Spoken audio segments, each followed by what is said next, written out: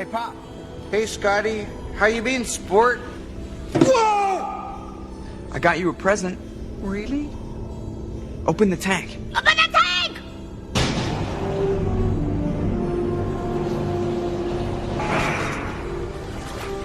Are those sharks with laser beams attached to their heads? Cool.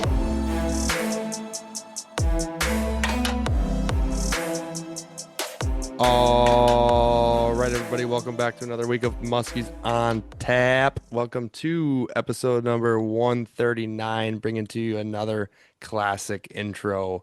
Got myself, Gus Manti, on the mic here. We got my brother Max on tonight, Brian on, and a special co-host, part of the Mott crew, possibly, I think, one of the most reoccurring guests, host person of the crew. We got none other than Clayton Spees, so I'm going to pass the mic first with him. How you doing tonight, Clayton? I'm doing great, guys. Thanks for allowing me to come on again. I kind of feel like, like that third wheel, except for I'm more like a fourth wheel, which should help the crew out, right? Hopefully. Yeah, we got an even number. It's always good. Yeah, get an even number going. It's a little more stable that way. Yep. You guys are live from the Ramada? From the Ramada, or what'd you call that? The Ramada, yeah. Little sketch, but I think it's gonna work. I've seen some very odd stuff already tonight. I don't even know if I should mention it on the pod, but outro, yeah. Yeah. David for the outro. Where are you guys at right now? We are in Harrisburg, Pennsylvania for the NRA Great American Outdoor Show with Hooked and Tagged for 2 weeks. Is it beautiful out there in Harrisburg? It's warmer than it is in Wisconsin, but we got a ton of snow here. Oh. Interesting. Brian, how you doing tonight? I'm doing good. I just now cracked my hangover from this weekend. And then all timer, 72-hour hangover, whatever it's been, 48. I went to the gym tonight, sat in the sauna, and I left there. I'm like, you know what? I think all symptoms are gone. I think I'm back. Not back. I love how you just answer that starting with, yeah, I'm doing good. I mean, I was mangled Sunday. Yesterday I felt sick, and today I'm back. Yeah, you're a little starry-eyed during the interview. Yeah. Which we're super excited. We got a big time guest on here this evening for you guys. First time guest. Really excited to bring you that interview. So we'll catch you guys on the outro after the interview if you want to hang around after and listen to us BS. But Gus, why don't you fire up that interview? Lead us in. Yeah, I can get that fired up. But first, this interview is brought to you by none other than Thorne Bros, and we got one of the Thorne Bros on here tonight, Ben Olsen. So we're gonna get that rolling here, and we'll catch you on the flip.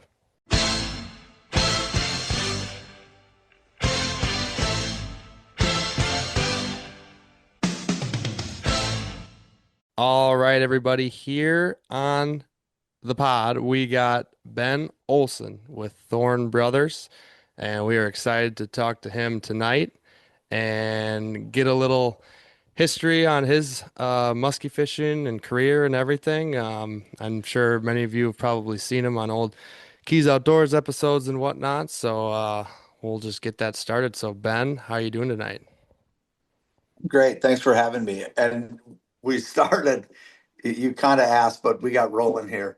I'm coming in pretty blind. I'm a podcast listener, but I don't really get into the fishing podcast, but I hear good things and I hear your names all over the shop. So it's nice to have a bunch of 20 somethings, super energetic out there. First of all, they tell me when the bite's on, which is sweet because that saves me all the grind in between. But also, I kind of somewhat stay abreast of technology and what's going on. So getting on here without any of them is a win, though. That is good. It was pretty easy. You got on the Zoom call, no problem. Honestly, we've had some minor hiccups in the past, but this was pretty clean. So appreciate you taking your time and hopping on tonight. So, well, Ben, you're a first time guest. So for those that don't know you, maybe a quick little background history on yourself, maybe how you got into the sport of musky fishing, and we'll kind of go from there. Sure. Yeah, I love the career, right? Like my career. Yeah. There's it was a bunch of fishing and hanging out, and some things happened, and yeah. Um, it, it, I got started I just fished my whole life. Typical Minnesota kid, born in the north suburbs. My grandparents had a house up on Deer Lake near Grand Rapids. They lived up there the whole time I was around. So uh, I spent summers at the lake. My other grandma lived on Lake Minnetonka. In those days, it was whatever bit kind of fishing.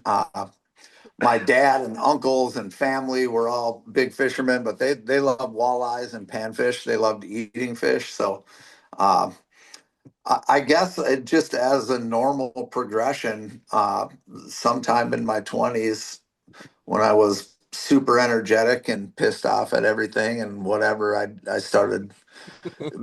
I started enjoying the masochistic grind of musky fishing. And it wasn't, by the way, we're talking early 2000s. So, uh, also with my career and all my musky success, timing is everything. Right when I decided to get into musky fishing, there was cowgirls, bulldogs, and the absolute peak of Minnesota stocking. So, uh, I'm always very, very honest about we had no freaking clue. We just went and got a cowgirl, and I shouldn't say we because I'll speak for myself, but I hadn't had years of other stuff before that. I mean, a couple years before we really got into cowgirls, and bulldogs were out the whole time, and I had some good friends, Steve and Eric Jensen, who were into bulldogs and knew Brad Rue, and it was a thing from the very beginning. So, and we just had ridiculous amounts of really, really dumb muskies. I mean, really dumb ones, like brand new. Imagine the first dumbest stocked muskies, like Just been downhill from there. oh yeah, and we had cowgirls, and no one else did. And the old guys hated them because they were super hard to reel, and you had to reel them fast, and then you had to go just painfully slow at night, and nobody totally got it. So the whatever 30 of us who did, it was just ridiculous. So uh, yeah, so uh, I Real quick about that. Sorry not to yeah interrupt you, but yeah. I'm just curious because my first time to Minnesota was back in early 2000s, and I was given my first ever cowgirl when I showed up there and said, "This is what I need to throw." When they first came out, did nobody even fish for muskies before that all came out? Do you think like everybody always says from So Minnesota, like they were brand new, like never seen a bait before, and every big one ate, which is bizarre because all of a sudden So it just it's seemed to happen. stocking. Yeah, it was the Right. stocking. And yes, people did musky fish, leech, cass, the river, like those traditional Deer Lake where I grew up. There were some natural traditional musky fisheries that musky guys fished. And I mean, they were varying degrees of giant fish success. I mean, there was absolute mega giants caught back in the day on musky candies and stump hogs and reef hogs and all kinds of. But what I'm talking about is Minnesota got serious about stocking in the mid 80s through early 90s, and that kind of came to fruition then as an absolute bonkers fishery. And I'm not an expert, but from what I understand, it was always kind of the plan that you stock and everything kind of booms and then comes back to some maintenance level. But we were there for the boom part, and everybody kind of got their expectations set somewhere, and my dumbass put up stupid numbers that uh, guys had been grinding in Canada for 25 years to put up numbers like I put up in one summer. and it was my third summer, and I only threw cowgirls and bulldogs the whole damn summer and caught 17 50 inchers, you know. That's So, incredible. okay, so this is kind of a dumb question, but to follow up on that, so like when you guys are, quote unquote, kind of pioneering this bite with the cowgirls and the bulldogs, like were you working like a full-time job at that point, or were you guiding, or what were you doing? Like how giddy were you to get back out on the water after like a trip, up to Mille Lacs or up to wherever else you guys were fishing at that time? Like it just had to be, I could imagine it just had to been like kids in a freaking candy shop, like ready to go Yeah. back. You nailed it exactly. Like, yeah, and how easy was it to recruit new fish? Like, you take a buddy twice, and they're like, "I'm buying everything. Where do I sign up? Give me one of these Ranger boats." Like, it was ridiculous. Yeah, and it was you would meet some of the early guys that kind of figured out moons and night fishing a lot on Minnetonka, which is where I was then. Uh, Figured out this moon stuff. So you'd kind of see the same guys, the same spots, and then you'd all be pulling off. Well, moon's up now. We're getting out of here, whatever. So you talk to the same guys all the time. And like, how many did you get? Two. We got four. What was your biggest? 52 and a half. Oh, we got a 50 and a 51. Like, are you coming back tomorrow? Yeah. Like, what? Yeah, of course we're coming back tomorrow. And the next day, and the next day, and the next day, and every day until it stops. Yeah, so it was I worked in commercial floor covering for a long time in a warehouse, like delivering carpet supplies and stuff. And then eventually I got into owning and managing apartment buildings. So I had like 4 or 5 apartment buildings in New Hope, actually. So it was close to Lake Minnetonka. And we were stupid in our 20s and just crushing them. So a lot of times it was bed of the truck, bow of the 620 with the cover flipped over, and you can't sleep past 7 because it smells like feet and farts and mosquitoes in there. Like, so yeah, we were in our 20s and had the kind of energy, and then had that motivation of like ridiculous. So, and everywhere you went, I didn't even have time to get to all the lakes by the time people knew who I was, and I started guiding, and then I'd get stuck on Tonka, or I'd get stuck on Leech in September, whatever. But everywhere you went at the time, oh, let's try this vermilion out, and Yeah, brought how'd that some up go? there. And, well, don't forget about Mille Lacs. Oh yeah, we stopped there on the way home and got 3 with a 54. Like, and again, keep in mind with the war stories that there were, Hammernick, Ronastrand, a bunch of the guys who really put up beyond stupid numbers were already established. So somebody said pioneer. I was pioneering it. That's just, you went to Thorne Brothers, you talked to Pat Smith. Pat's like, here, you need this cowgirl. You go, are you kidding me? Dude, this thing, they were stupid looking, the first ones. They were long like a supermodel, and they only had 2 skirts, and they were spread out, and nothing ever looked like that. And like Pat Smith, especially at Thorne Brothers, was known to be shifty. He's an excellent sales guy. So Sure. this Yeah, I've met a few metal of those in tinsel my day. stupid thing, yeah, like, yeah. So I just bought the stuff Pat told me to buy and went to the lakes where these guys went and caught fish. It's not like, but I will say, this sounds super self-deprecating so far. One amazing thing that I feel horrible for generations that have followed us is, in the process of catching all those fish, I built a insane data set. Like, the amount of learning that comes from catching versus the way a lot of guys have to do it now, which is watching videos and, trying to execute the couple of chances you're going to get in real life. When we just, oh, I screwed that one up, another one's going to bite in an hour, we'll be fine. Oh, wait for moon, we'll get 3 bites then. And you could perfect your figure 8. You had a lot of fish to interact with and figure out how they like to sit and how current affected them and all of those things, like we had the most confident fish-based data set to learn from. Yeah, I just totally understand why Hammernick moved to Florida now after all that it was all said and done. And he's like, Yeah, yep, done musky fishing. It's never going to be like that again. I'm going to go chase tarpon. yeah, exactly. Yeah. I mean, it kind of, well, it brings up a question I was going to ask you eventually, but I guess we'll just ask it now since it's kind of on topic. But like, um, what are some of the things you're doing nowadays to kind of keep the fire burning, I guess, to get out there and fish?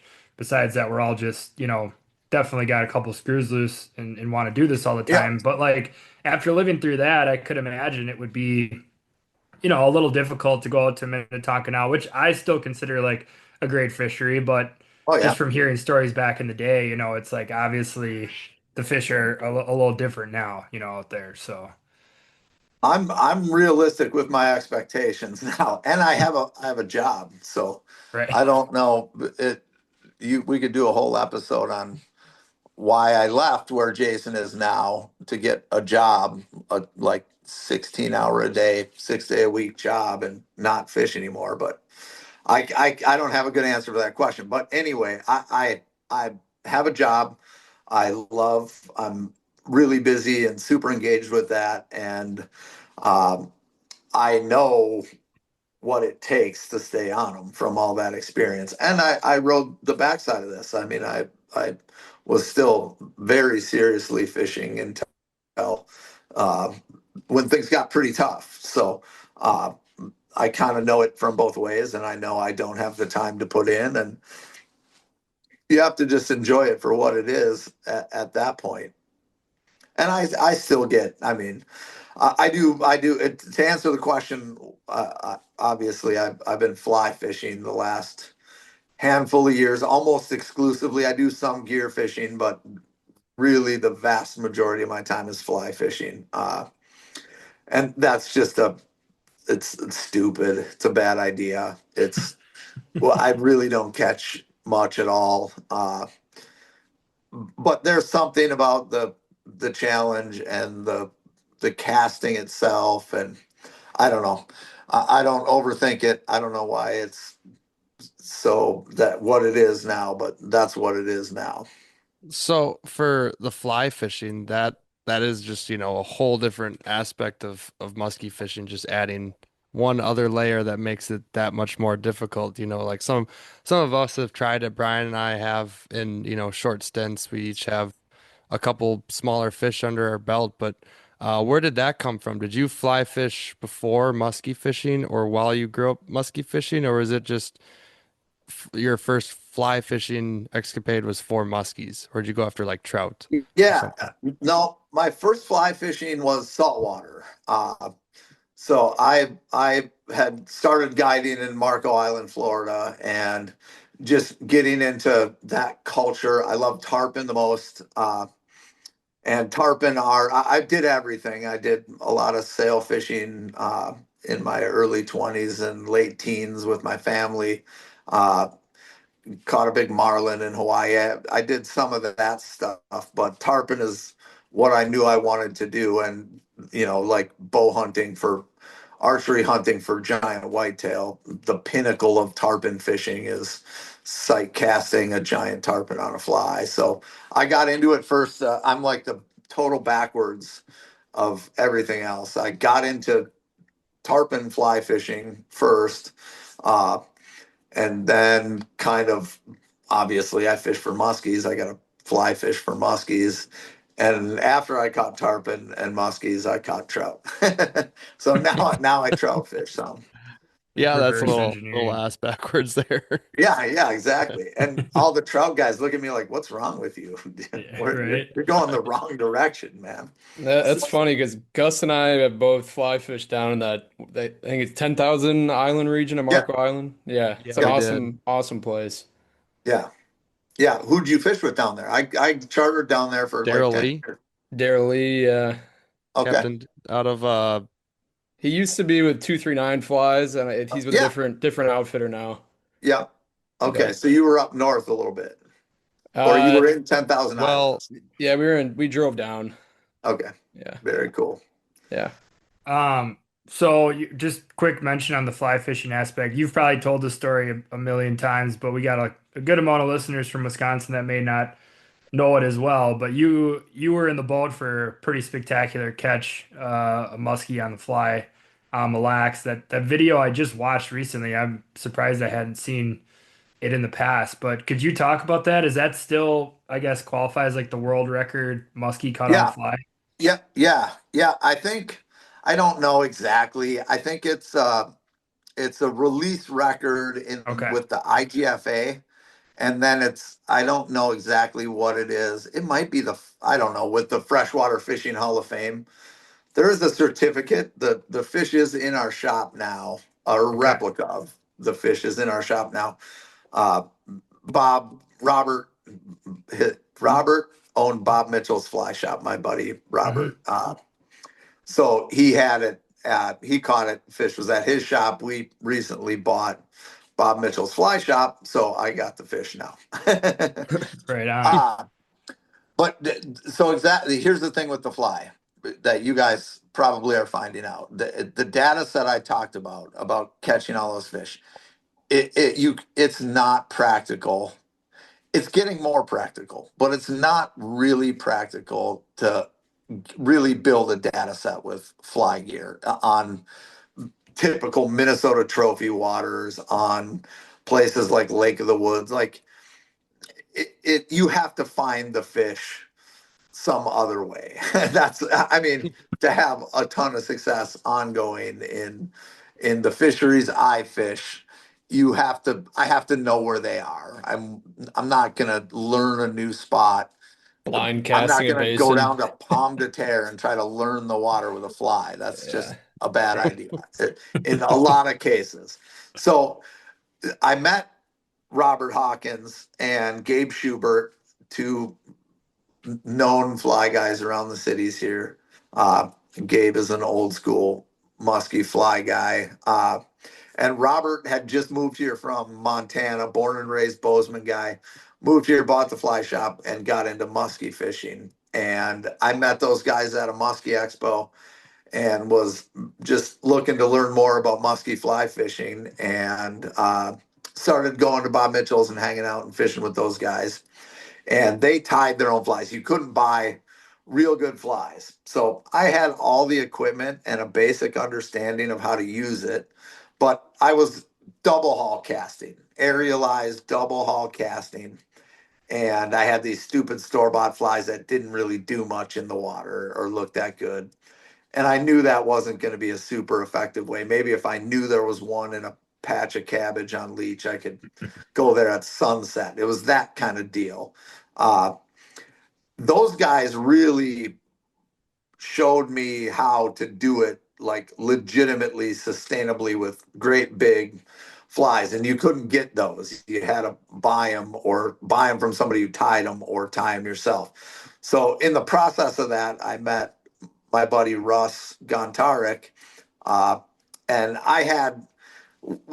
we had Mille Lacs and Vermilion really dialed in the late fall in those days, and we had a whole team of us who would text and chat and guides. So we had it.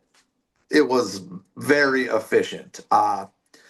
So I went, well, I need to get a setup and figure out how to fly fish here. The fly fishing records were silly. Like there was a 47 incher caught in a famous video, and that was the world record. And I'm like, well, if we hook and land one on Vermilion in November or on Mille Lacs in November, it's like 75% chance going to be a world record. But I didn't have the flies. So I met my buddy Russ at the Muni in Wyzetta, and we went down to the dock and threw those flies. And I literally watched the fly come in. The thing is just like a phantom. And I went, oh, we'll catch a world record. So literally for the next 2 years, we did nothing in the fall but grind on Mille Lacs. And keep in mind, by the way, I'm going to throw this in there because you've had some of these guys on. We're in a group text with all the guides, and I'm fly fishing like 10 straight days, haven't even had a follow. And it's Dan Altman and Jason Hammernick and Luke Ronestrand and Matt Seifert. And they're, 54 by 26 and a half. Oh, pickleback Oh, that's McRubber. tough. Like, come on, man. Like, and and they're giving me shit. Like, what are you doing? Like, dude, they're biting. This is stupid. And we didn't catch one the first year. I think we only had a follow or two. And then the second year, I think we were like another 10 days in. And Robert came up for the day and hooked that fish. Like stupid. I say it in the video, like the stars just aligned. It was a super windy day. We could only kind of fish one spot. It happened to be a spot that produced a bunch of fish you've seen pictures of. Very famous, very big fish came out of this same spot. And Dominic Hoyos caught a giant one there, the queen of Mille Lacs fish, like a few days later in the very same, very close. So that fish was 57 by 26 and a half. Has there been another fish that's, got your heart going quite like that one? Saltwater, freshwater, does that trump all? Yeah, no, that's the number one. Cause like we knew exactly, like if I went and I caught some crazy world record tarpon, it wouldn't be the same as like we like figured this out and we're trying to do exactly that, and exactly that happened. Now, for the record, I was hoping like 51 and a half, and then we could do it again with a 53, and then we could, but he went right to virtually unbreakable. So I was just gonna say like that. Yeah, I literally was just gonna say that like that probably set the bar almost too high to be broken in the future. I don't want to jinx it for you, but like I mean, going all the way up to a 57 on a fly, and you scooped that fish like Brian said, your heart must have been just thumping when you saw that thing oh coming yeah. in.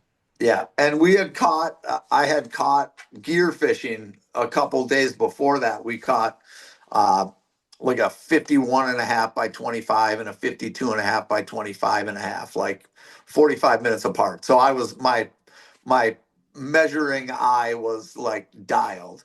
And like I say in the video, I didn't really see it because I'm just getting the net. And I obviously see the blob and I know it's a huge blonde one. And I grab the net and I come between the seat and I look and the fish just comes out and just kind of wallows its head. And I see the back of its head and it's like, does not compute. Like, Alligator. what was that? Whoa, what is So that? yeah, then I scoop it and the fish actually kind of is like tails under the boat. So I can't even see the tail, but I don't care. Like I'm not even touching or trying to straighten it or anything. I'm just screaming like, look at the effing dinosaur donkey head on that fish. Like we didn't, and then Robert, who has no idea, right? Like it would be like if you guys just went and caught a world record snook in Costa Rica, but you didn't even know like what. So I'm Right. trying to explain to him. I'm like, I don't know, it's like a 50-pound rainbow. I don't know. Do rainbows get 50? I don't know. It's the biggest one ever. The biggest one. And he's like, well, don't we need to like measure it and weigh it? And I'm like, no, look at it. Not even close. There's not even a conversation. It's the biggest fish I've ever seen. It doesn't even look like a muskie. No. So yeah, that was but for that kind of stuff. Like we never saw that fish. It just like a bolt of lightning on a nondescript kind of high sky bluebird day, a decent moon, but not great. Like it just out of nowhere. And nobody unhooked it. It just fell off in the net. Like everything it was meant to happen. So did I hear you right? You didn't catch a single fish on the fly in the 10 days prior? Or like 15 days the season before. No, we had never caught one on Mille Lacs That's on a insane. fly. That is the first fish Oh, anyone in my boat ever landed on Mille Lacs with a fly. that is insane. Yeah. I mean, it's crazy to think. Like, I don't Yeah, it does not compute is right. I mean, the whole story, like even just the aspect of fly fishing on Mille Lacs, like I don't think of Mille Lacs and think, oh yeah, we got to bring the old fly gear out today, on a windy day on Mille Lacs. That's just it's crazy. It's a great Yeah. story. It's freaking What it cool. was proof of concept was probably in reality, when you say it now, is like we had the pattern so strong. Like the point was you could catch them on anything if you were there at the right time and roughly doing this. Yeah. Like it's taking the magic bait concept, like yeah, out of it. So Just saying it's just the pattern. If you know where the fish are and when and how they're going to eat, and you modify a presentation to roughly get down, you need it to get down a little ways, you want it to stop and go. Like that was what it was, just that we had them that dialed.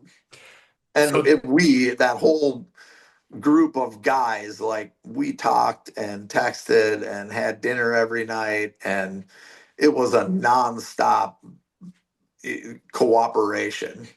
yeah, that's cool. It probably felt a little bit like a team effort. And to kind of keep on the theme here of just, magical fish. You brought up Vermilion a little bit, and that's a lake. So actually, us four here went to Vermilion for the first time in November. First time being up there in November this year, and it's a lake that Clayton has gone to for a couple years now. And I know he's fallen in love with it. Gus and I have been able to fish it only a handful of times and have fallen in love with it. And it was Brian's first time ever being there in November. I know you had spent a good amount of time up there. Do you have any, old or new Vermilion stories of some magical fish from that lake? I'd be interested to hear about that. I know there's one on a Keys video somewhere Yeah. down the way where, you're netting another 50 whatever, Yep. stupid big fish. Yeah, that was the story I would go to right away. That was another 56 by or 57 by 26 and a half. Exact same number as the other one, which is weird. The two mega giants I've ever caught are the exact same measurements. And watch the videos and look at the pictures of those fish, and that's a real 26 and a half inch measurement. By today's standards, I don't know if I measured right. Yeah, it's like, what is that, Sometimes I see 31 by fish, I'm like, today's. dude, I need to measure better in the future. But anyway, Right.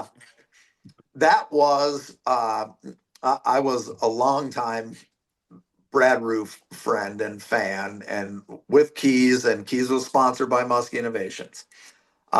And Brad always took super good care of me. And actually, for that fall, I had placed a big bulldog order, and Brad took super good care of me. And uh, uh,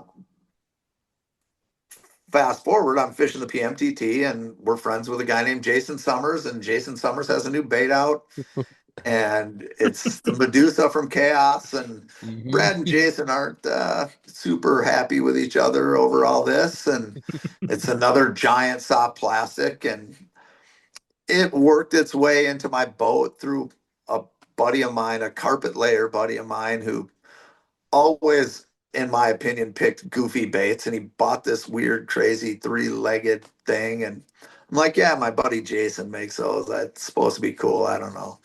And he just ripped them on it on Tonka and Waconia, caught some big fish, like basically just straight retrieving it.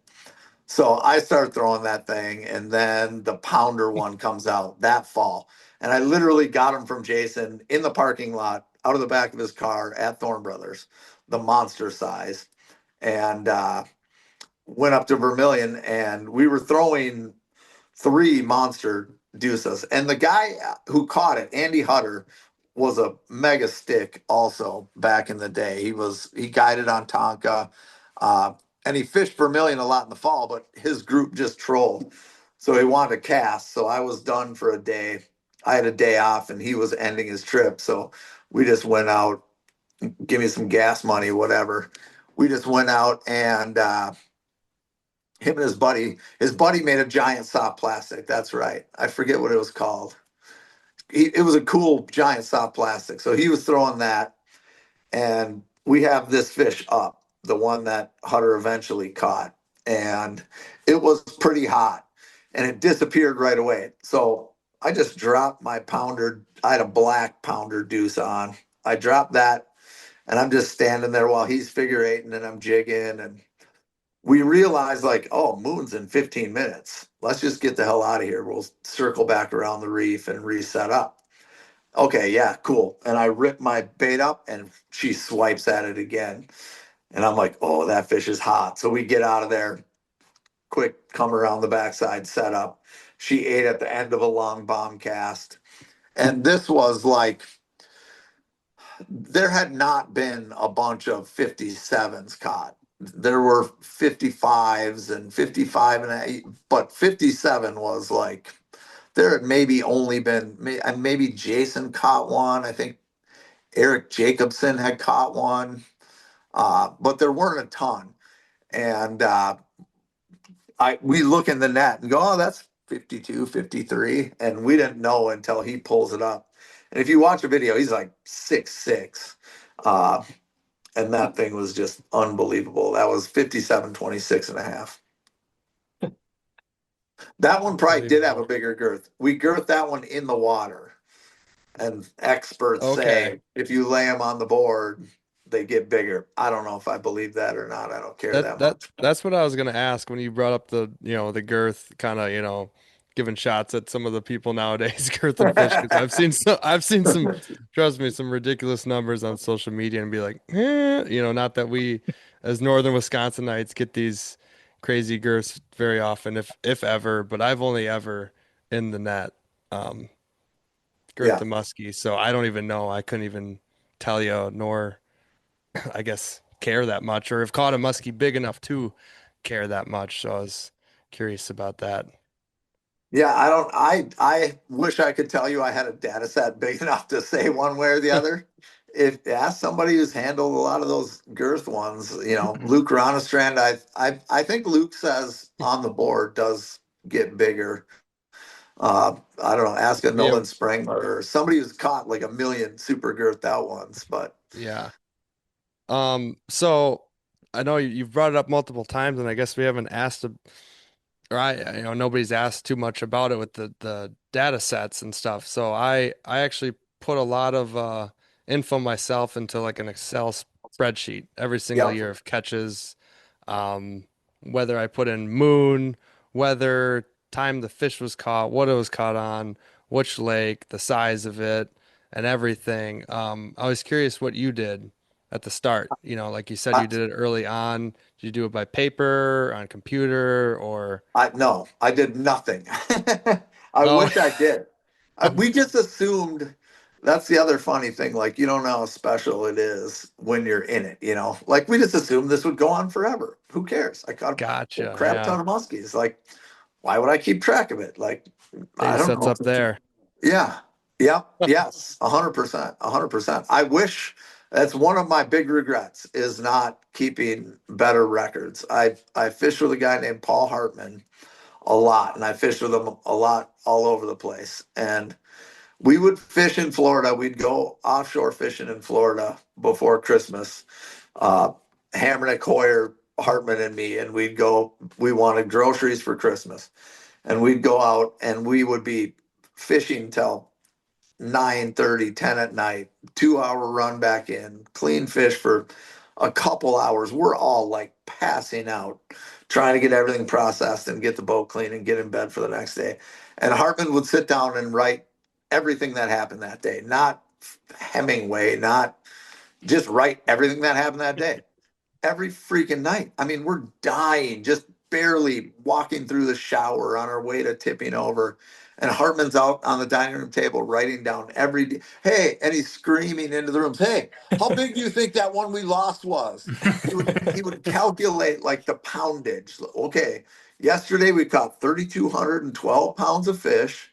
Like totally based on our eyeballs, like pulling big sharks up and saying that's 600 pounds, and he'd write it down. Like, but I'm super jealous of that. I wish I knew my numbers back in the day. I wish. Oh, that'd be a crack up to go like nowadays. Look back at some of those handwritten notes if you would have had them. Oh, that's what I'm saying. It would be hilarious. amazing. Yeah. Yeah, I have a hard drive I have to fix because the little USB broke off the back. But I also, because of keys, here's another one that just kills me. You guys will love this. I have a 3 terabyte hard drive that literally was full, and I broke the little USB plug-in on the back off. So I have to take it to Geek Squad or whatever. I had cameras running, like that world record fish. We had 3 cameras running because Keys just kept cameras running all the time. That was the magic of Keys Outdoors. There was no fake anything, not a fake hook set, not ever. There was no fake in Keys ever. So he had crazy Sony handy cams on these homemade rigs with car batteries, and dude, it was crazy. But he filmed everything, and we learned so. We would sit and watch the video frame by frame, and you like remember everything perfectly this way, and then you go watch the video and you go, "Oh, dude, no, that fish went to the left, and it ate actually on the inside." Like that's not how I remembered it at all. That Or, happens on like dude, I every single totally fish. didn't set. Like Yeah. we learned so much from doing it, and I thought it was so cool. So I had GoPros the whole time I was fishing. I have hundreds of musky catches, multiple angles, all perfectly live action recorded that I've never done anything with. On a hard drive that's broken, sitting right on my desk right there. Probably 100 tarpon catches, multiple Yeah. angles, whole thing. Never done anything with it. Project for a rainy day. Yeah. Yeah, rainy year. Yeah. Really, really cold winter. Did we lose Ben? We might have lost Ben. Oh, he's Oh, back. the I think. Ramada he's let back. you down. Yeah, we're back. Yeah. Yeah. He's back. We're back. Hey, I got a quick question.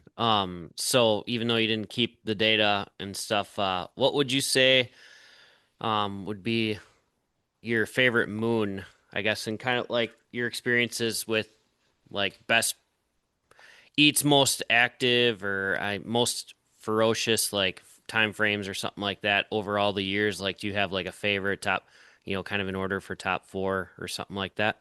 Yeah, I like, yeah, exactly. I mean, I don't know if it's still this way, but I loved the middle full moon. There's a full moon in September, uh, like September 15th through the 18th in there, that I had a ton of. So I didn't keep data, but at our cabin near Leech Lake, my dad's farm, we had this wall, and we would write the date and shot an 8 point buck, shot a 122 pound doe, whatever, the milepost wall. So there was a bunch of 50 inchers written up there, or big fish days or tournament things, whatever, written on this wall. And it was always that like full moon late in September.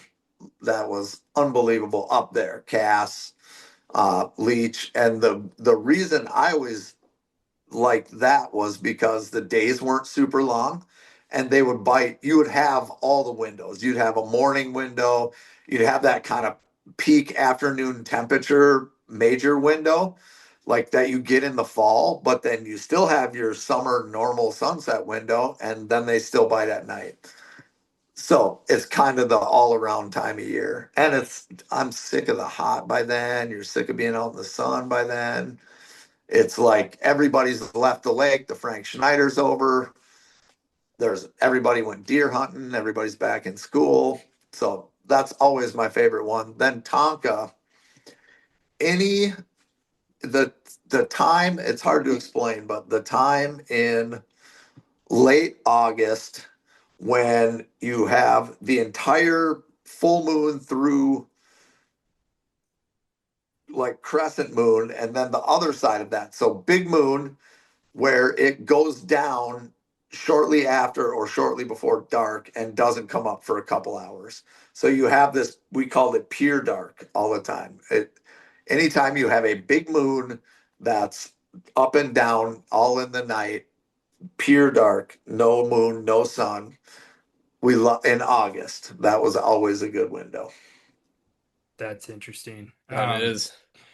So you But you all kind we did was night fish then, by the way. And I don't night fish almost at all anymore. So, like, yeah, most of our big fish pictures, it was pitch black. Like, a lot of night fishing because we did have jobs. right. Yeah, that's something I'd like to definitely dabble with a little bit more this next year. We've always joked on this podcast, and just honestly, long before we started the podcast, we always joke about night fishing and how committed we are to doing it, and then we just never really do it. We Yeah. just, Yeah. we're always Starting to so, catch a couple more now, finally, but yeah, we're getting there. still Yeah. getting there. So you briefly brought up tournaments. I gotta ask, I mean, maybe we'll just start here if you got one off the top of your head, but do you have, maybe a most memorable tournament that you were in, maybe one you're most proud of, or just, you know, however that answer goes. I'd just be curious if somebody who's, fished a good amount of them in his time and done well. I'll, I'll, it's not my favorite tournament of all time, but it's one of my favorite stories. We were fishing on Vermilion in a bay that everybody knows, and there's a weed edge that kind of has a 90-degree turn on it. And kind of right off that weed edge, in about 12 feet of water, is a rocky island with a cool little saddle. So, in pre fishing on this corner the day before the tournament, no, it was the first day of the tournament. We raise a giant, mega giant, right on this weed corner, 8 feet of water, comes in on a cowgirl, and there's a boat circling the rock island behind us. And we're kind of back to back with them, maybe 30, 40 yards away. Closer than you'd probably be in normal circumstances, but this is a tournament, and they're just doing circles around that island, and we're just going up and down this weed edge. So it was totally kosher, but uh, they're right behind us, and this thing comes up, and I'm freaking out to my partner, and I'm trying to do a real casual figure eight, like, not trying to over, get anyone's attention, but it's the tournament, so I'm trying to catch it, Right. and I'm kind of looking at them, and I'm looking at him, and I'm like, giant, giant, like, so we fish the rest of the day. We don't get that fish. We lose another like 4 foot or whatever. Next morning we come out and there's a moon right in the morning, and we're coming out this weed edge, and he's coming around the island, and it's a buddy of mine, Chris Britton, who used to work at Thorne Brothers. And we had like talked at the landing the night before, and blah blah blah. They knew we saw a giant one. And he's back to us, and we're coming out this weed edge. I make the cast right to the tip. Fish inhales it right there and just wallows on the surface, and like, oh, that's her. That's the blob. That's the one. So we fight this fish in and get it netted, and now we drift all the way to the back of the bay, and Hartman comes all the way back in there in the judge boat, and we do the whole thing and get the fish released and go to the awards. And I'm standing in the back next to Britt, and okay, all right, Ben Olsen, 54-incher. So we go up there, and I tell this whole story, and everybody claps, go on, next place. I walk back and I stand next to Britt, and I go, hey man, I'm talking about you, right? Like, that was your boat we caught. I literally he's out there facing back to us, and I'm casting at this weed point. I basically casted right at the back of his boat and caught that fish, and they never had a clue. No idea. What? And then I told that whole story, and he still didn't. And I'm like, yeah, I was talking about you. Who else? There was no one else there. But the tournaments I'm proudest of are my buddy Russ, who's now actually the director of marketing, digital marketing, e-commerce director at Thorne Brothers. He and I won 2 of the last 3 musky fly fishing championships in Hayward at Treelands. So, Nice. I mean, wins got to be your best memory. Oh, yeah. If you ain't first. Yeah. I finished. I finished 4th through 10th, and so many times. Yep. I have to reuse a Ricky Bobby quote for this week. Yeah, for sure. Yeah. So in those tournaments, Hayward, if I'm not mistaken, you can fish any lake or river just in certain counties? Yeah, all the counties are surrounding Sawyer. Did you guys usually do lakes or do rivers? We did Ray. We've done some of the small rivers in Hayward, and we've done the St. Louis River. Okay, cool. Were you guys like bopping around during the tournament, or did you guys have No, things we pretty fished it dialed? like the last 4 years. Okay, So gotcha. yeah. Sweet. Um, yeah, no, that I always just like hearing the funny tournament stories. Gus, Clayton, and I have been doing the trail for the last couple years and traveling around together, and it's just been a blast. Like you can't Oh yeah. make up some of the stuff that happens, in those musky tournaments, and Even some it's just pre-fishing days, just yeah, Oh yeah. everything. You just Yeah. it's just the amount of stories from those days are unreal.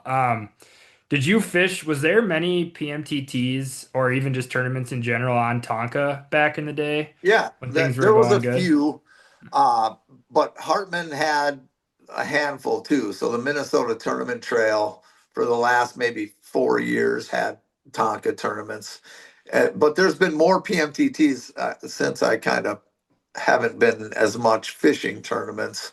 But I fished a few out there. We the year we should have it drove me nuts. Championship on Tonka. We catch a fish. It was the first year they had 4 qualifiers, and we caught a fish in every one of them. So we were like sixth place in points coming to Lake Minnetonka. Like we had a money spot that nobody was going to fish. Absolutely nobody was going to fish. There was 7, 8 fish in less than an acre. Like we were dying. And we zeroed. Oh, Yeah. Yep. goodness. They Yep. Home vacate lake. or just not eat, or eat and lose Just them. not eat. Just not Not eat. We eat. had them all up. We had chances. Yeah, we just totally blew I mean, it. yeah, tournaments on, I don't know if you would consider Tonka your home water, but tournaments on. And I kind of brought it up because I was just curious, like, Tonka with how many guys fish around the metro, like know the lake pretty well. So tournaments out there have always intrigued me a little bit because it's like, there's obviously the spots that everybody knows, and there's some still sneaky spots out there and whatnot. And I'm just always curious because, like, when we have tournaments like on our home lake in the Eagle River chain or something like that, like, you're always kind of curious as to like where other guides or people that fish it all the time go.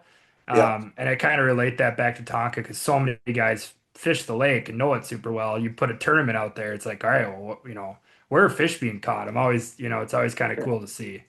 I'll say this in my experience with tournaments out there, sometimes it's a lot of times out of towners do really good on something no locals are doing. Like that happens a fair amount, and it seems to happen with some frequency on Tonka, where non-Tonka guys find something that no Tonka guys look at. It's a tunnel vision. I could Clayton, do you know I could anything see about that? that. Yeah, you want to chime in here? Because I was just gonna say that Tonka's got some good complexity, and you found your own little thing. Well, yeah, that was, I mean, a series of events that happened that led us to that point, just stumbling on fish. When the last time we were there for the PMTT, we ended up winning it by trolling blades with pre-fishing, not doing any trolling. Never have I ever trolled blades prior to that, except for one evening for an hour. One of my buddies, a couple of my buddies from Green Bay, we kind of played around with a little bit up on Vermilion like a month before that tournament. So I thought I knew what I was supposed to be doing. Turns out I wasn't even doing it right. I was hoping my bait was down like 5 or 6 feet in the water column, and I was running them way shorter than I thought I was supposed to be, like basically bulging the blades. And every time that I got over the top of weeds that came to the surface, I'm like, oh God, I just screwed it up again. Then we get hit, and I couldn't understand what I was doing wrong, and yet still catching fish. Like it, that's a time when like the stars aligned and everything. There was nothing we could do wrong. I mean, it was obviously meant to be. No matter what went wrong with my boat not working and only having, being able to go slow, took an hour and a You half to missed get that the part of eke the out. story. Yeah. Your Yeah, motor yeah, died, and that's the reason why you Yeah. had to troll. Trailer issues, big motor, shit the bed, on my way to ease out. on day one. Took us an hour and a half. Everyone's going by, stopping, like, what are you guys doing? Like, you're going the wrong way. I'm like, we're still trying to get to E's out. Tim leaves, go to breakfast, comes back to check us in, and we just start trolling. And I mean, that's the only thing I could think of we could do out there. I was ready to go home, and Nick talked me into sticking around, and then decided that, well, it sets up good for trolling, I guess. Let's try trolling Blaze. I have no idea what I'm supposed to be doing, but and started catching fish. So yeah, that That's whole like thing, just stumbling into it. Somebody that, comes from out of town with no really clue what's going on out there it happens to us too at home all the time. That's awesome. That's awesome. I love that story. Yeah, it was a good one. So we actually just had Mike on the pod not too long ago, a couple weeks ago actually. And I did want to ask you this, so before I forget, you were on a lot of episodes we've seen. Some of our favorite Keys episodes, actually, you're in them. I think we went around and talked about some of our favorite ones, and one of the ones that we all agreed on was like a top tier Keys episodes was I believe you were actually in the potentially the tournament in Hayward because you were fly fishing. Maybe you weren't, but you guys might have just been up there when the tournament was going on. Yeah. But it's the one where, I think you guys catch a giant fish on a sucker and, you're just kind of bombing around the Hayward area, and it's just such a great episode. But do you have any trips that you guys filmed for Keys Outdoors that you look back on and like that was an awesome trip? I mean, we had one on Vermilion in the fall. That one, I got a big 54 and 3/4. That was a two-part. That was like one day, and part of the next day we got like 10 that were just unbelievable bites, and we had those on Mille Lacs. I got a big 54.5 one time on a bucktail, and like we were disappointed because that was like the smallest of the fish we were playing with that day. Uh, yeah, there. Unreal. But then there were like the trip we went to Utah, tiger musky fishing at the totally wrong time of year, and it was like we were camping, and there was a crazy squall night, and like there's footage of the tents getting ripped apart, and we're just sleeping in them anyway. And so there were some like epic trips where the fishing wasn't all that spectacular. Some of the camping ones were for sure my favorite though. Oh, here's one. We went to this Many Points Lake when it was brand new, secret. Nobody knew about it. Just full of like 46 inchers. Super dumb. So we're out there the first day and we're camping, and I catch a largemouth and I go to grab it, and I get a 7/0 from a lowrider, like buried in the meat of my hand. And Boy. like, damn it. And I got the fish and I'm holding it, and okay, we got to get this off. And Mike comes up there. He's like, oh, let me see it. Is it bad? And I'm kind of showing him, and he grabs the bass like this and immediately drops it. And it's like bouncing on my hand, and I'm trying to catch it again. Jeez, oh my God. So now Dave's like coming up there, and like finally we get the bass off, and we're kind of getting the hook cut, and Dave's like sitting down in the chair and not feeling great. And I'm like, dude, we got to get this out. Like, so some of that stuff is always more memorable than nobody wants to hear a story about a trip when everything went right. That's not. Here's a great key story. So the season I caught two of the fish I was talking about. I caught a giant 54 on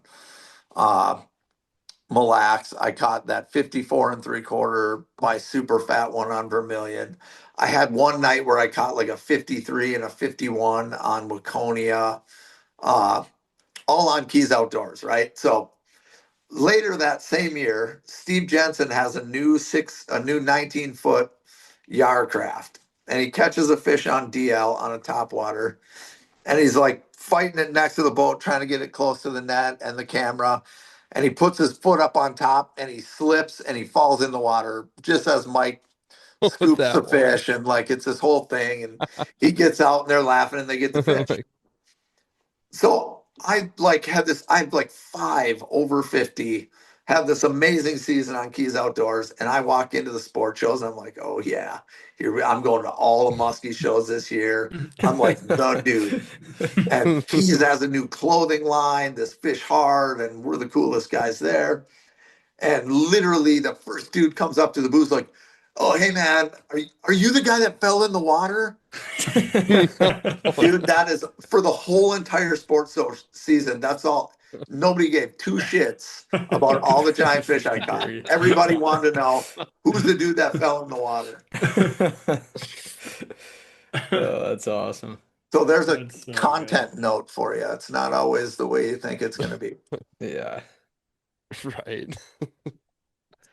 Oh, we're kind of figuring that out in the whole social media aspect of posting. You know, I always joke around with Brian and Max in the chat after I post some stuff on the Muskies on Tap or Suggs Fishing or whatever, and it's like cool boat side eat.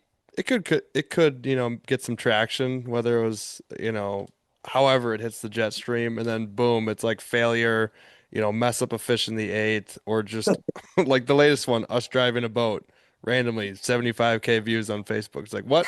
It's like a 10-second video of us Makes driving no the boat, sense. Yeah. and then we makes have a no cool, sense. minute long footage of a cool figure eight eat, and it gets like 2K on Like, Facebook. It's like whoa. people love to see like the missed net jobs and the bad figure Yeah. eights though, because they can like feel great about either saying, or they can either feel good because they're like, I've done that a million times, or they can feel good about like, oh well, How do you you just screw would have that hung up? if you would have hung that in the corner an extra second or two, like I would have ate. Yeah.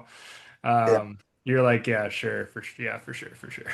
I think that's part of what has kept Keys going. That dude is like as authentic as they come. That's the dude. Like Yeah. there's nothing else there. He made it in his basement by his bootstraps. That just oh, I'm gonna make an outdoor show and like Yeah. just kept going. And we joked about like putting out a show with no fish for a long time because he's like, I just put out what it is. It is what it is. It's sometimes it sucks. Sometimes we look like idiots. Sometimes we look super cool. Like Yeah. it is what it is. And finally he did it. He put out a show with no fish. I can't remember what it was, but nobody even really, there was probably a few comments, but Yeah, like I'm sure. it was Sure. people, it was super relatable. People felt Yeah. like it wasn't some dude down talking. It's like if they went out with their buddies and you're figuring it out along with them, and he'd force us. We hated doing it. Like we just want to keep fishing. We didn't want to do, hey, update, guy, come on, we got to do an update. Like, dude, we feel dumb talking. Like you can't Yeah. not go into fishing show voice. We're not professional anything. We're just a bunch of dipshits who go fishing together, and Mike brings a camera. And now we have to like, oh no, come on, say it to mention the lure. Yeah. So we hated it, but he was super good about, okay, we got to do an update. Tell him what's going on. Say it's day 1. No, it's day 2, dude. Just got here. It just- Oh, that's so good. Yeah, I mean, it's all that, like, what you're saying is so relatable to us. Like, as guys that have kind of tried to dabble a little bit in filming and whatever, like, we can't even get through. I mean, I remember the first time, Gus, we brought like a true camera along. We are like, oh, Oh, we'll, yeah. we'll like shoot a little spring show. And like, I caught a fish on a slammer, and Gus was like, "All right, talk about the slammer." And I literally couldn't get 6 words out of my mouth without just cracking up and laughing. Yeah, Like we couldn't do it. I'm we like, were I can't do dying. this. Dude. I cannot do this. I'm like, I cannot look straight ahead in this camera and be like, I caught this fish on a slammer. We'd Here's put what you. I was doing. We'd prop you up in the corner of the boat so that you couldn't even see me out of your peripherals. Otherwise, you'd start laughing. I could look at Brian. I start crying, laughing before I'd even get a word out of my mouth. We're like, all right, we're not cut out for this. So Yeah. yeah, it's no, I always think about that. Like when I watch, Keys episodes, you can kind of tell too. Like one of you guys will miss a fish, and then it's just like boom, camera just 4 inches from your face. Like, Yeah. how'd that How'd that feel? How'd that feel, Yeah. there, buddy? Yeah. Like, dude, for real. And then as it got more professional, he'd be like, dude, we're making a TV show. Dude, like, come on. Yeah. We need Gotta do it. drama. Like, Gotta do it. especially Steve Jensen, like, Oh, because he was so dead serious about like And he was a guy that was like, in Minnesota, if you catch one, you better start casting right there really fast because there's a good chance you're going to catch another one or two.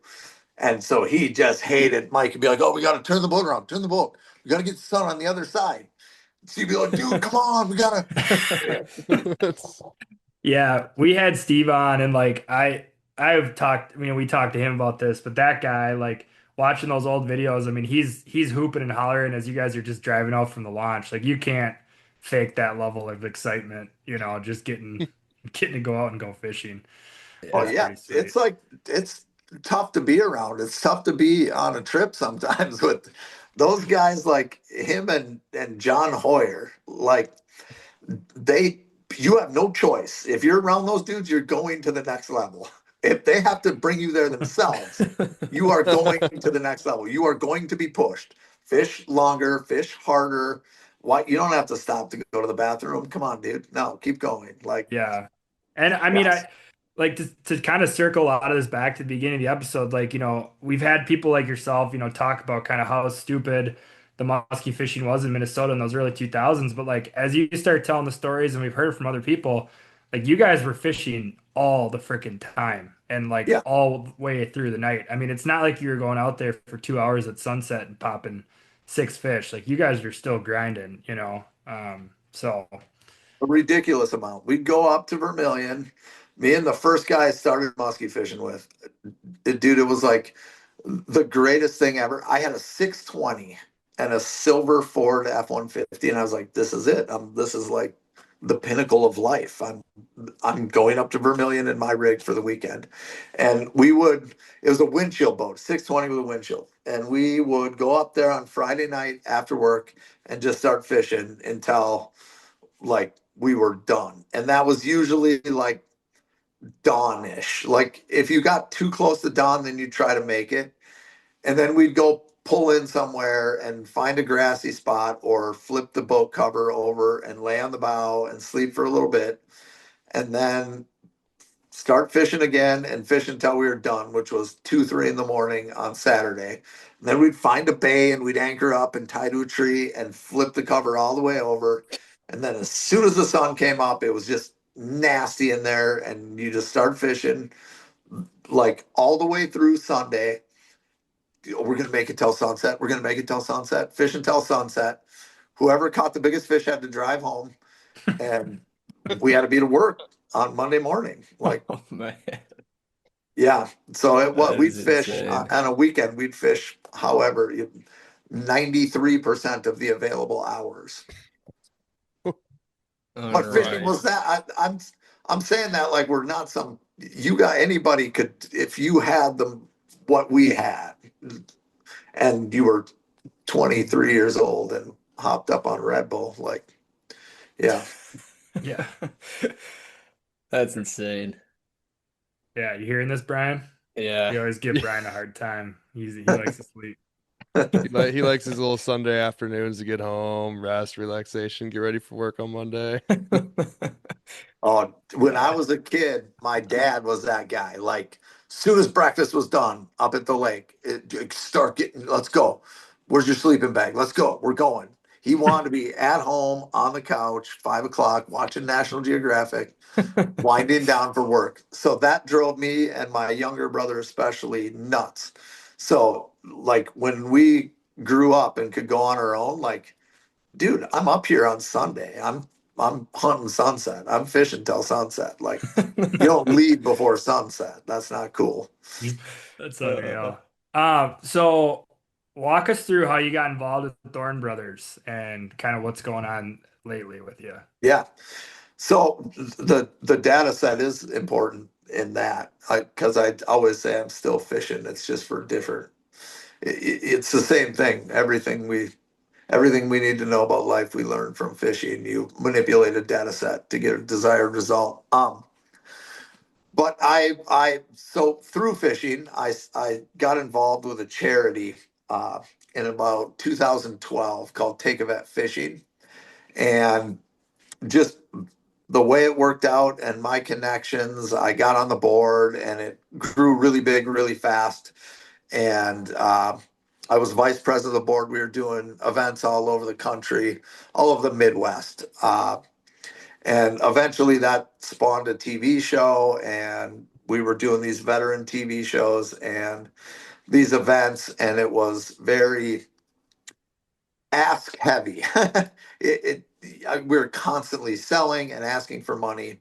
And as I came up in fishing and kind of try to figure out what route I was going to take, that like looking for sponsorship, that's all like asking for sponsorship. It's always, and it gets like tiring, that sales grind and um, fundraising grind. And, but I was getting good at the boardroom side of things and managing the personalities and managing tasks and projects and getting things done and organizing uh, the right effort in the right direction. And it's not genius stuff. You'd be surprised how many groups don't have just some simple minded doer type musky fishermen, people who just understand you're gonna have to grind for a long time before you get results. So I did that for a long time and I got super frustrated. It was getting like super grindy trying to constantly go back to the same well and repitch and ask for donations and the same companies and the same marketing guys at ICAST and blah blah blah. So uh, at that time I was chartering in Florida all winter, and chartering in Florida was insane. Like I would try to leave days off and I would get phone calls. Everybody I knew had parents somewhere in Southwest Florida. Everybody in the industry was down there all the time. And they'd call me with 2 weeks notice, even though I was booking a year out, and be like, hey man, I'm going to be down in 2 weeks. You got a day sometime during the week? And it'd be like, well, I was going to take Thursday off, but I guess I'm fishing with you. So it was like, and it's throwing a net, catching bait, cutting chum, landing sharks, cleaning fish. Like it's a job, right? Like, and I'm going, I love the fishing part, but this is super grindy. I don't know if I'm going to do this forever for what I make. And uh, I'd kind of been floundering around the industry for 15 years with no real clear path. And COVID happened. And literally, I was in Florida at the time, and my entire book of business canceled in 5 minutes, right? They shut the airlines down, game over. Everybody, every one of my clients had to fly in. I didn't have Florida people. Uh, Plus, they were closing the grocery stores. So, literally, my guiding career ended in 5 seconds. So, at the same time, I've been working with Thorne Brothers since like the early 2000s. I knew everyone there. I was in and out of there. I was whatever, pro staff or whatever you want to call it, before there was officially anything. I was a shop friend uh, who Matt and Pat and those guys would give a good deal. And Josh, the owner, also fished in Florida a lot. So I talked to him all the time. And uh, I got the idea in my head I wanted to own Thorne Brothers for a while, and it was just kind of a pipe dream thing. And I kind of talked to Josh about it before, and Josh was looking to do something else. And uh, so COVID happens, and I start hearing some rumors. Josh is bailing; he wants out. And his right hand man, Kurt Hansen, is working on putting a package together to buy it. And uh, so I inserted myself in that conversation, and we were able to get the deal done. And I had zero retail experience other than I was a pretty frequent shopper. And it's just been chaos since then, in a good way, in a good way.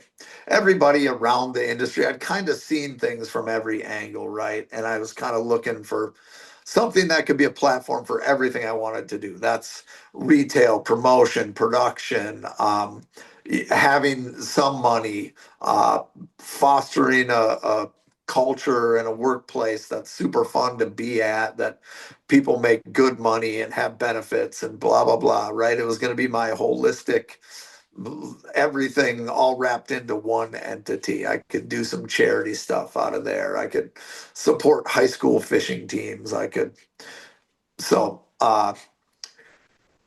everybody in the industry knew anybody who came in there and had some energy, and the potential was unlimited for Thorne Brothers. Everybody knew it was not ever living up to its potential, just with changes in ownership and the way the business was.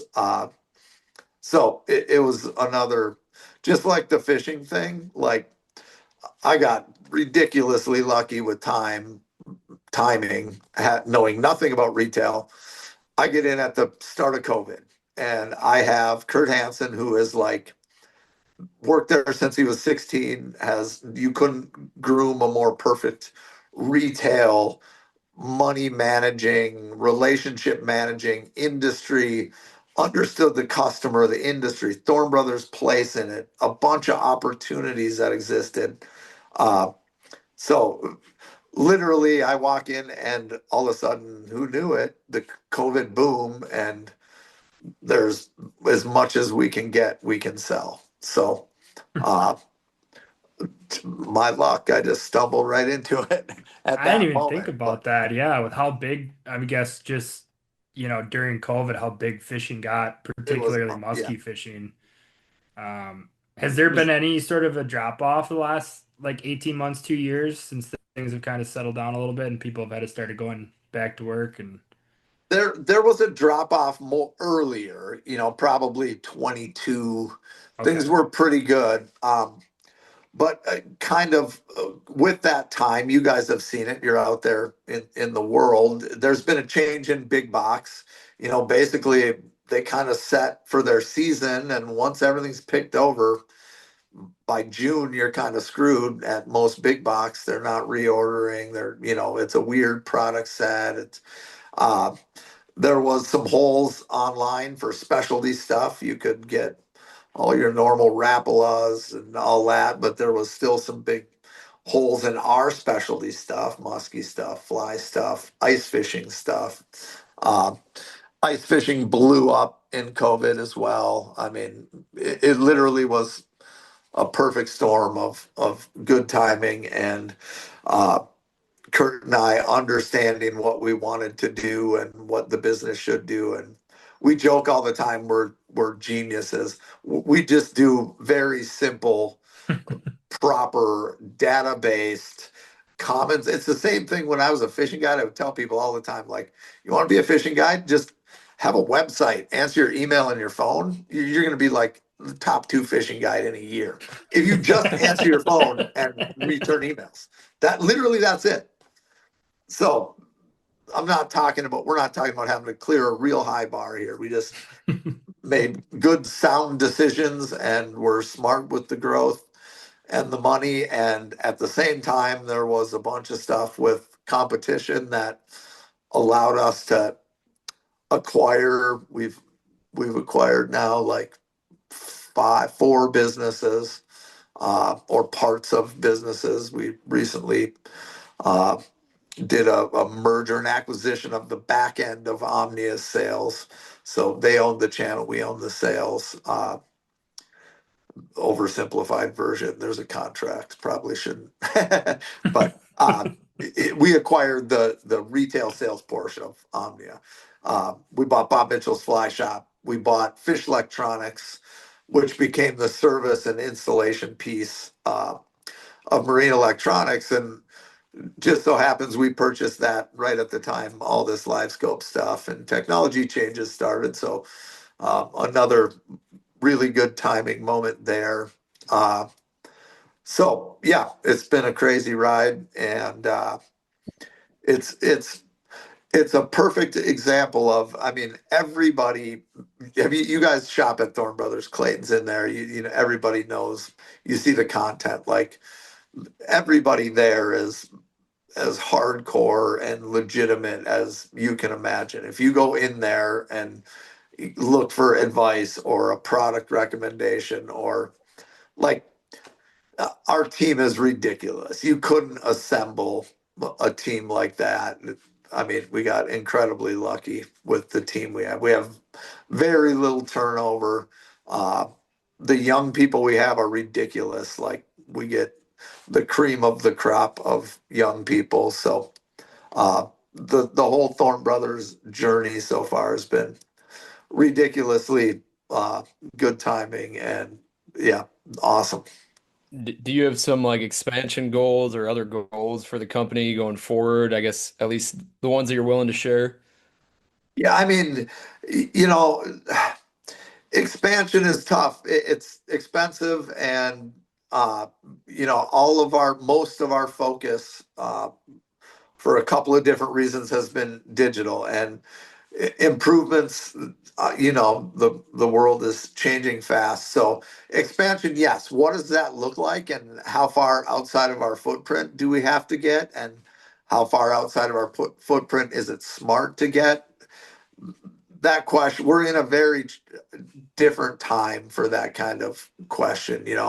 If you start going to other markets, to be Thorne Brothers in that market, you have to have the same thing that we have in our market. That's very credible expertise, long-term history and trust with customers. And we certainly have that in some markets because of our sport shows. We still do sport shows all over the country. We just had a crew out in New York at the New York Musky Expo. So we're constantly surveying what's going on out there and making real-time decisions. And for honestly, since we've taken over, it's been rebuild all the infrastructure in terms of accounting and management and systems and every part of the building, the product set, the buying operations, e-commerce, all of that. So along the way, we've had these acquisition opportunities. So that's kind of been the focus. It's been just what's right here, right in front of us. So now we're finally getting a chance to kind of look at the bigger market as a whole. And there's certainly opportunity for expansion. And I feel like there's some good energy in musky fishing with the shows, and there's some room to clean that up. And you guys are, I'm sure, have heard a big acquisition of musky companies just happened. So there's some stuff happening in the industry, and we'll always be right there on the front edge of that. It just tough to say what that looks like right now. Yeah, I think that's all fair. Go ahead, Clayton. You got something? Yeah, so just I guess from my standpoint now, recently last year getting Thorne Brothers rods in my boat, running them exclusively. I know you get a bunch of these questions all the time at the sports shows and probably when people stop in at the shop. And just for I guess a lot of the people that are looking to go to the sports shows yet this year or maybe thinking about trying a Thorne rod, I'm curious if you mind sharing like your differences between the Predator and the Stealth, completely customizable. Obviously, there's so many different things you can do with these rods as far as getting them whatever lengths you want and whatnot. But I'm one of the big questions I seem to get is as far as like the action on them, differences between the Stealth and the Predator rods, some important or key things that you think you could share with everybody that's listening in on this that might be thinking about trying one of them. Yeah, and there are some nuances, especially in the extra heavies, and even the extra heavy that probably vary a little bit from length to length and model to model. But generally speaking, we have two rod series for musky rods: the Predator and the Stealth. The Predator is SC5. St. Croix's still premium material. St. Croix builds those blanks for us. They are a 9-foot blank. So keep in mind, anything over 9 foot is extended. They are fast. All of, when we talk about rod building, everything musky guys, and those of us who grew up with St. Croix, is everything is really fast. And by fast, we mean this taper ratio. Everything St. Croix does and musky guys do is based on fast action. So I would say the difference in the material changes the action a little bit between the two, but everything with St. Croix is always fast. So 9-foot blanks, and those are still for things like snapping rubber, like ripping rubber through weeds for real snappy rubber stuff, I definitely prefer the Predators for that. The stealth blanks are built by a partner, a company we work with out in Washington called Batson.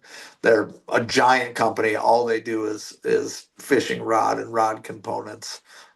Been around forever. And we spent a couple of years really fine tuning a blank in a different material that very closely matched the Predator blank. So first of all, we're really splitting hairs when we talk about big differences between the two rods. They're a slight weight difference, a little material difference, but they're going to be the stealth rods are a little more moderate, still fast, but by moderate, the speed at which that rod tapers is a little slower, which means a little more bend in the midsection, which means on the positive side, castability. The best big bucktail rod in the world is the extra heavy stealth. Or heavy minus something or whatever. Big bucktail rod stealth.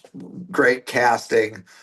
You can load it a little easier to the middle without having to effort to load it or snap load it like you would with a Predator.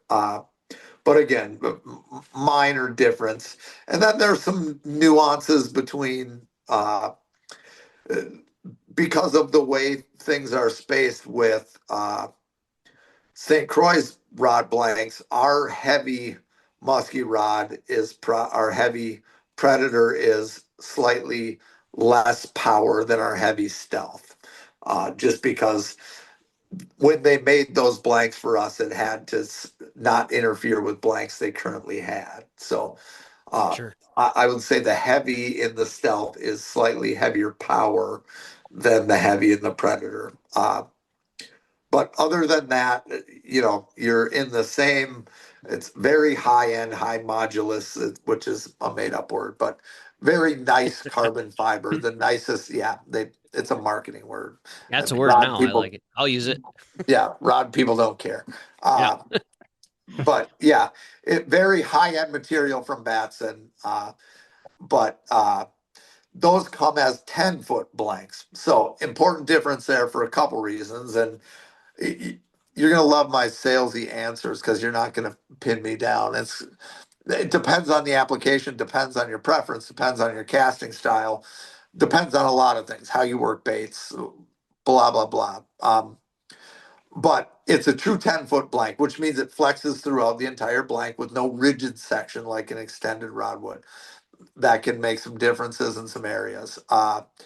It is lighter overall for a non-extended 10-foot rod than that extension adds weight.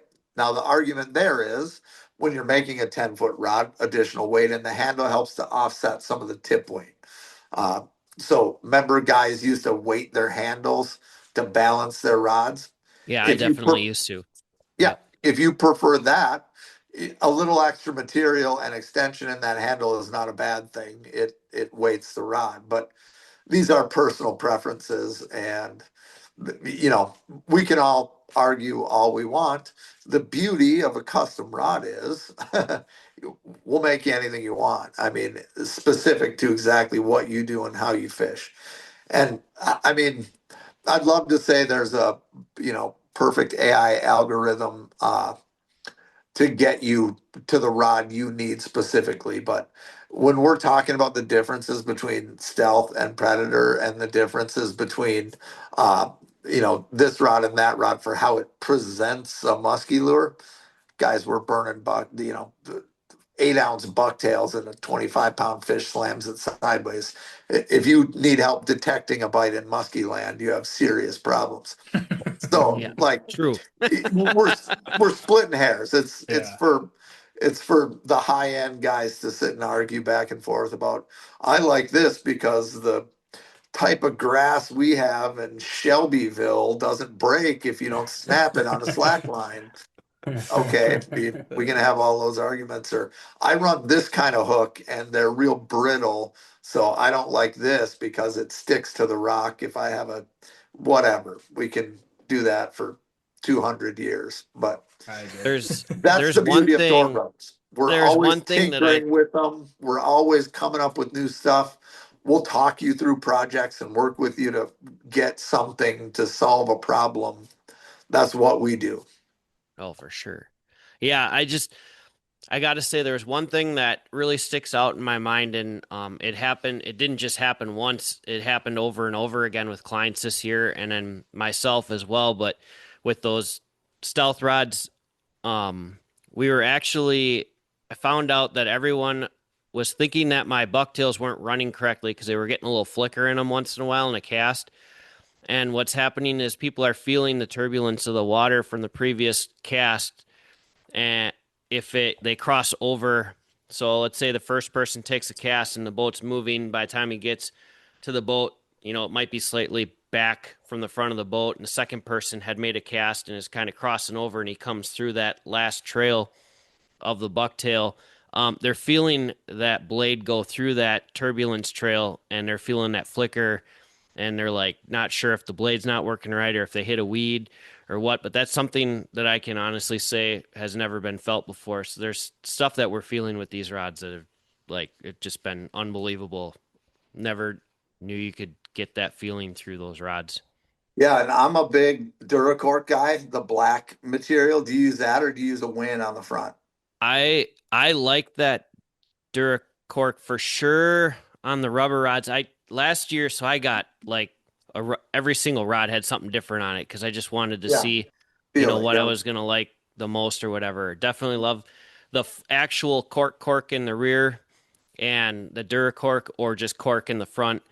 The clients love that the Win grip in the rear and front. Like that seems to be the most popular one, which they're the ones that are taking it after I'm done with it. So I'm gonna keep getting a lot of those, but yeah, definitely the Duracork was sweet. The win-win like that is, I'm sure we all remember this when you're learning to musky fish. We had even worse equipment than you guys have. If you're trying to reel in a 6,500, grip is important, right?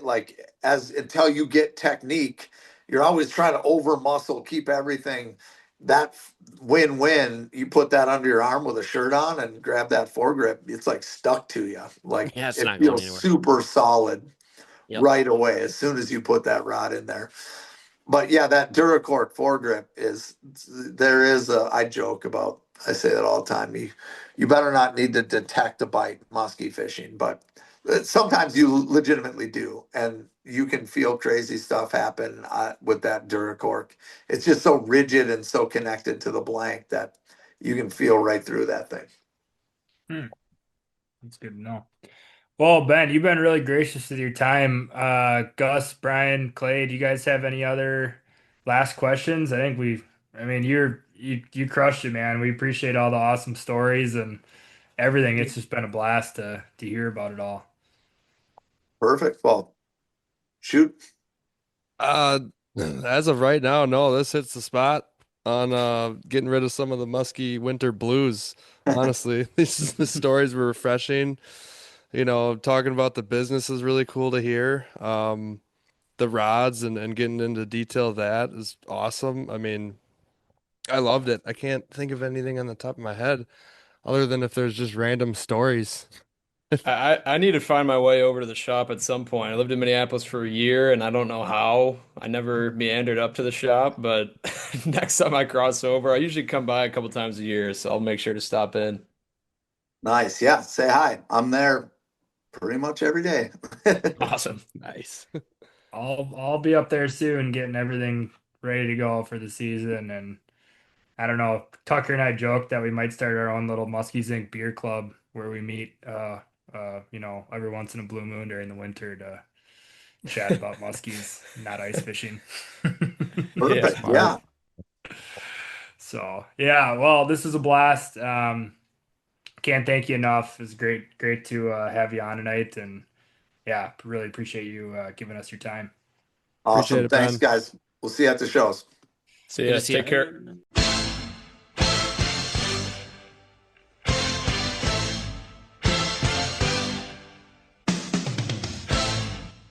All right, everybody, welcome back. Hopefully, everybody there enjoyed that interview we just had with Ben Olsen. I know we did. We're gonna do a little chop sesh here at the end of this outro, which is brought to you by the good old nextgenmuskies.com, www.nextgenmuskies.com. If you want to better your musky angling and you got a lot of time this winter, go check that out. Go check what Doug's doing. And if you want to sign up, if you like what he's doing, we'd appreciate it if you use MOT10 as 10% off.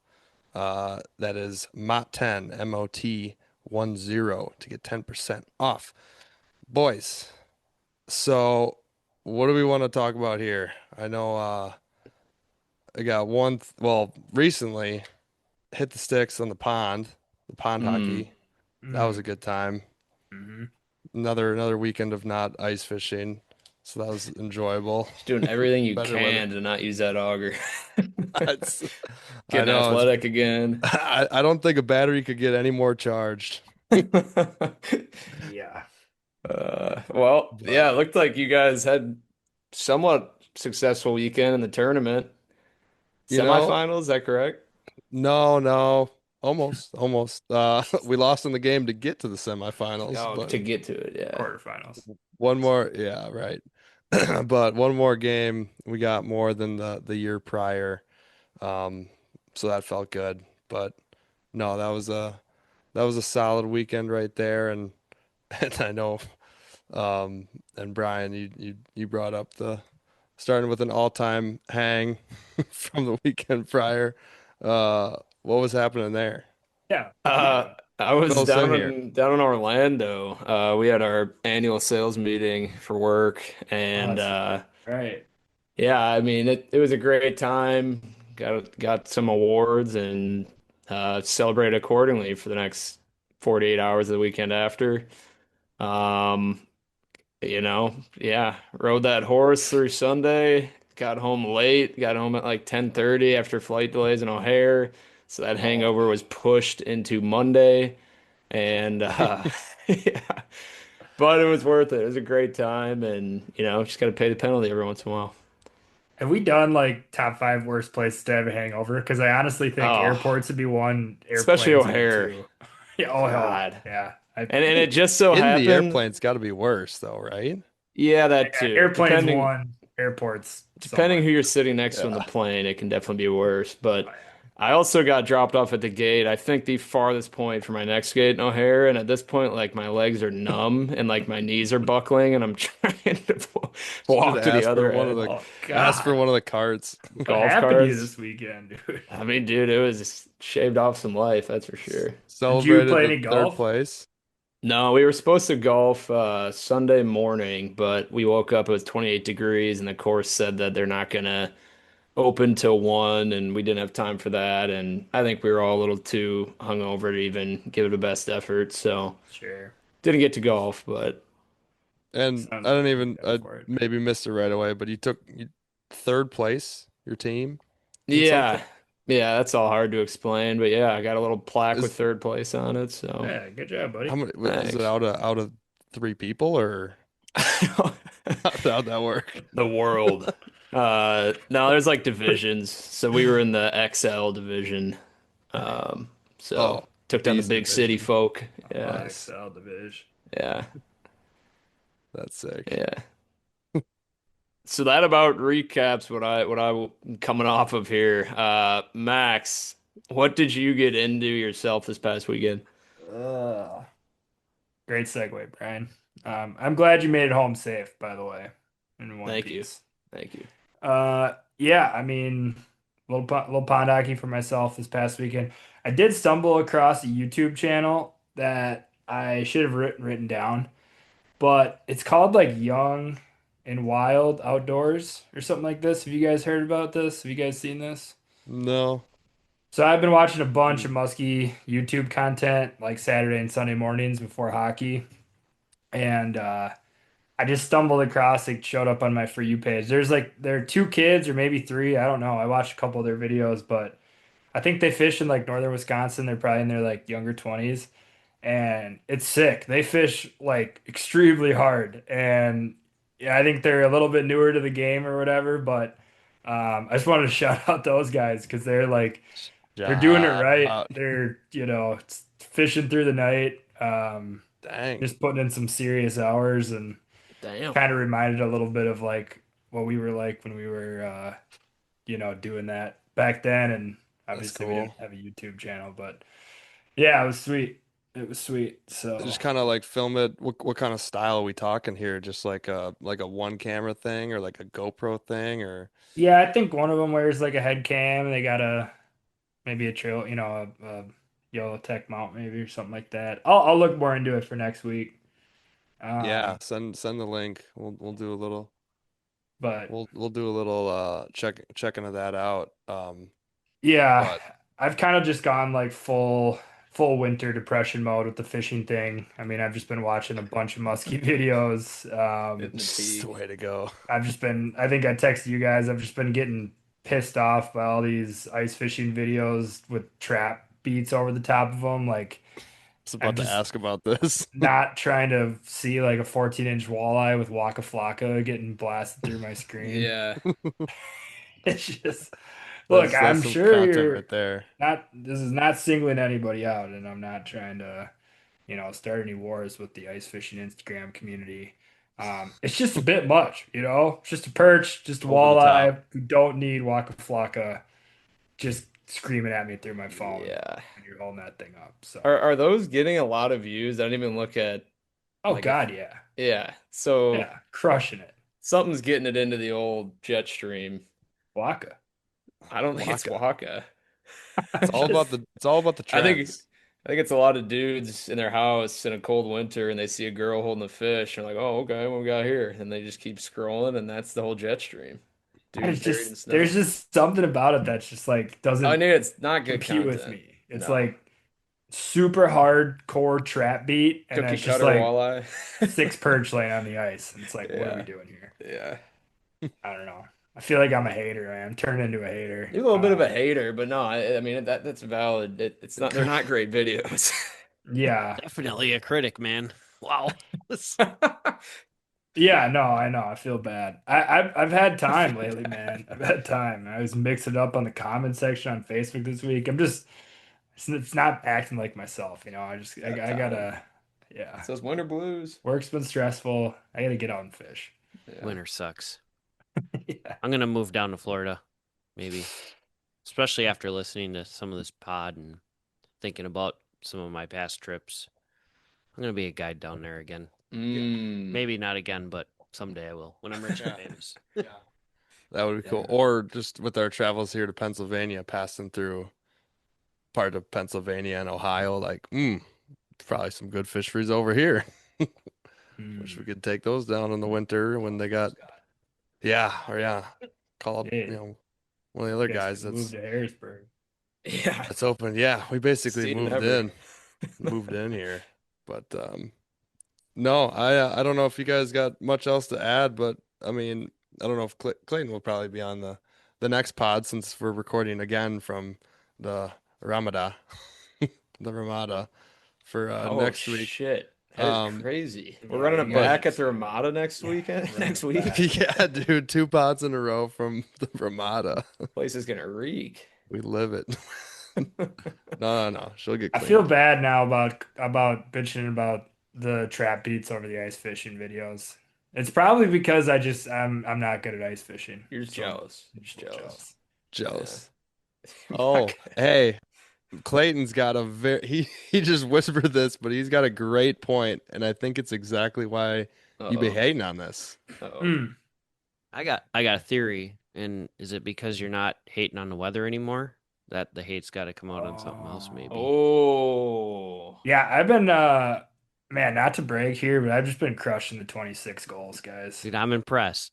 I Not Finish a gonna am lie. book? I've been reading. I've turned into a voracious Been reading? fuck. Been trying me I've turned hardest? into a voracious reader, if you will. Okay. Yeah, I mean, Did you learn that in the book? Yeah, I have not been complaining about the weather. You should hear that's me. Everyone around another here in new word I can Minneapolis. try. Everyone around here in Minneapolis is saying how cold it is. I'm just I'm gonna be a voraciously good musky fisherman this Just year. putting my jeans on every morning and not talking about the weather at all. Ready to go to work. Lunch pail in hand. Life's been good. Life's been Yeah. good. Let's see. Yeah. That's a good point though, Clayton. Maybe my hate for the weather has seeped into other aspects of my life, and I've taken it out on Instagram ice fishing videos. That's maybe true. Just don't mix that with alcohol. Yeah, I'll start commenting on them. Commenting can get crazy. But I guess if we're slightly on the talk of New Year's resolutions, Brian, you got any thoughts or concerns after? I mean, I know Ben was targeting like trophy, low density fisheries, but Oh no, I'm not that worried. didn't seem tough because what was your goal again? It was catch one over. Was it like 36 on the fly, 36 Yeah. incher? Yep. Yeah, But there's castable flies also in that goal, which believe me, I want to do it on the fly rod, but I think it's a right. lot easier in our bodies of water because we're casting weeds, depending on the time of the year, but a lot more weeds than I think what he was doing maybe on, some of those big Minnesota lakes. Mille Lacs, yeah, rock bars and reefs and I'm just whatnot. shocked. Yeah, I guess Mille Lacs, you don't have a ton of 36 inchers, but like it's insane they didn't catch a small fish at some point. I don't know. I mean, when they're out on those exact spots, I doubt there's many small fish chasing, and the fact that there's not that many fish in there to begin with. I mean, other than the stocking boom, I guess. Yeah. Because you did this semi recently, so it wasn't exactly when the numbers were crazy, Yeah. but We'll figure um, it out. Make it happen. for sure. Well, before Brian takes us away here on a good old classic outro, just a little shout out with Clayton on here as well, and probably next week we'll be speaking at the Wisconsin Muskie Expo at 3 p.m. on Friday, correct? Yeah, Friday. Doors open at 2, so race in, grab your goodies, and then pop over and take a listen to what we have to offer, which we will probably chat about during this little 2-week vacay in Pennsylvania, Harrisburg, and we'll get you a topic here shortly. But looking forward to that. That's the final show of the year, and then it's close to April, but that one's exciting, and we'll be chatting more about that in the near future. We'll have guests and bait makers on and all that stuff, so we'll get you filled in way more on that in the future. But for now, Brian, that does it here. Want to take us away there, pal? All right, everybody. It's been a while since we've done a traditional outro. We have massive things coming up this week in the Waste Management. Phoenix Open is back in Scottsdale, Arizona. The party on the green grass. Tune in for that. Brooks probably going to make get his first one of the year. Also, the Super Bowl, which And I the totally Super forgot Bowl. about. Yeah. I'm not too stoked to watch this game. I'm excited for either QB if they win. Be cool to see young Drake May get it done. Be cool to see Sam Darnold get it done after what he's all been through. In terms of where Vegas is going to, put my bet, I'm going to go with Patriots. I think a lot of people are saying the Seahawks are going to roll. I'm going to go with the Patriots to cover, lock it in now. Peace.